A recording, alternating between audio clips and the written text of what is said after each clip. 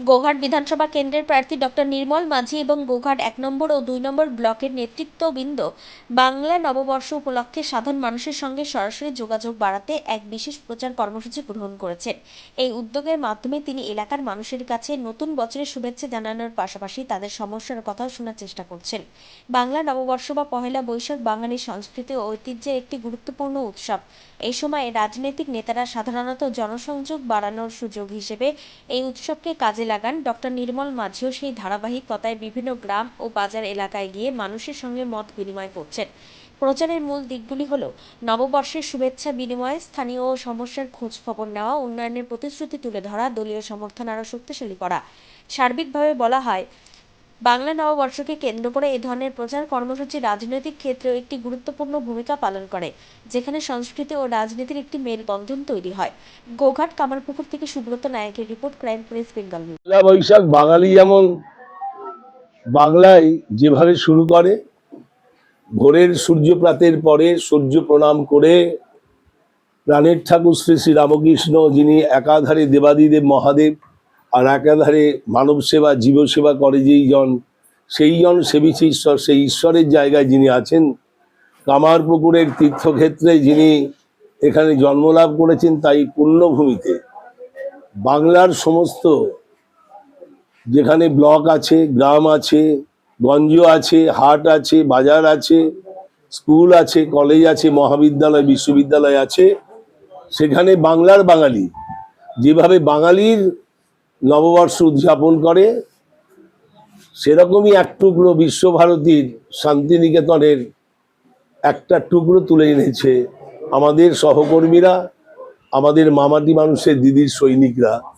আমরা নেমেছি রাজপথে, নৃত্যের তালে তালে, ঢাকের আওয়াজে, ঘণ্টার ঘণ্টধ্বনিতে, শঙ্খের শঙ্খধ্বনিতে, মা বোনেদের তাদের নববর্ষের রবীন্দ্র নৃত্যনাট্যের মধ্য দিয়ে, এবং সেখানে আদিবাসী মহিলা, তপশিলি মহিলা, দিনানে দীর্ঘায় নুনান্তে পান্তা ফুরোয় যেসব মায়েরা বোনেরা, তারা উৎসব মুখর এই আজকের দিনে সমস্ত কিছু ভুলে মমতা বন্দ্যোপাধ্যায় 96টি যে সুখকর প্রকল্পের তারা অংশীদার হয়ে তারা বর্ষবরণে এবছরকে বিশেষভাবে স্বাগত জানালো।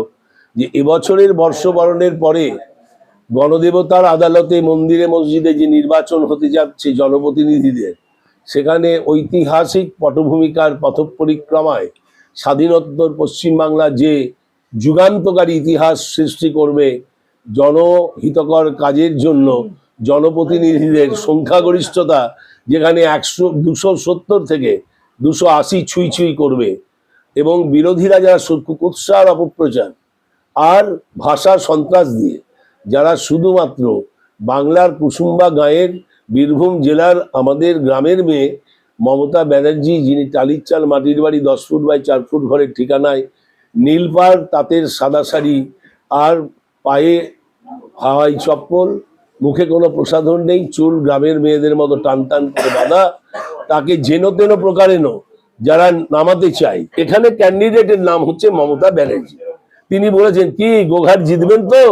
মানে কোনো দ্বন্দ্ব আছে কি আপনাদের মনে? কারণ যদি থাকে সেটা ছুঁড়ে ফেলুন, কারণ আমি এখানকার মমতা ব্যানার্জি, আমি এখানকার প্রার্থী, এবং আমি সমস্ত মন্ত্রিসভার যত মন্ত্রক আছে তাদের দিয়ে এখানে উন্নয়নের যে ঐতিহাসিক পথকরিয়া করব, যেটা গোঘাট এর মানুষ চাওয়া পাওয়া তার থেকে অনেক অনেক গুণ বেশি।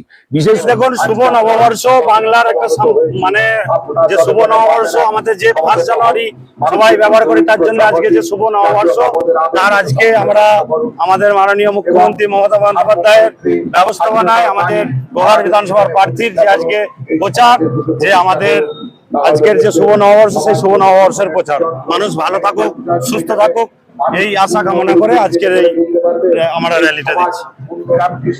জিতবে আমাদের সারা পশ্চিমবঙ্গে 294টার মধ্যে 235টা সিট আমরা পাবো। যে মমতা বন্দ্যোপাধ্যায় উন্নয়ন করেছে, ভারতবর্ষের মুখ্যমন্ত্রী হচ্ছে শ্রেষ্ঠ পশ্চিমবঙ্গের মুখ্যমন্ত্রী আমরা পেয়েছি। সাধারণ মানুষের পাশে থাকে, সুখ দুঃখের পাশে থাকে। আপনারা জানেন যে করোনা ভাইরাসে যে জর্জরিত হয়েছিল, মমতা বন্দ্যোপাধ্যায় মুখ্যমন্ত্রী না হলে খবর যেত, মানুষ শ্মশানে যেত। তৃণমূল সরকার জিতবে এগুলো মানুষের রায় হাত বাড়াচ্ছে যে প্রত্যেকটা আমাদের প্রার্থীরা জিতবে। হুগলি জেলাতে আমরা 18টা সিটি মমতা বন্দ্যোপাধ্যায়কে আমরা পুরস্কার দেবো।